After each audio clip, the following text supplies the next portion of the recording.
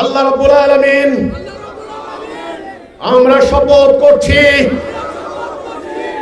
তোমার দিন প্রতিষ্ঠার জন্য লড়াই করব,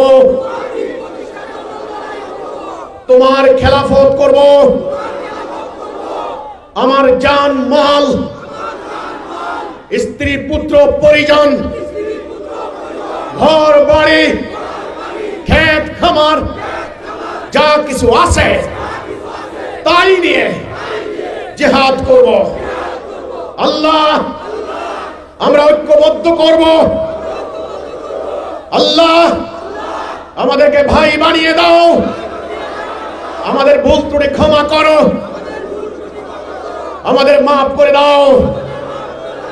আমরা আর মানুষের দাসত্ব করতে চাই না, আমরা আর ইবলিসের আনুগত্য করতে চাই না। আমিন।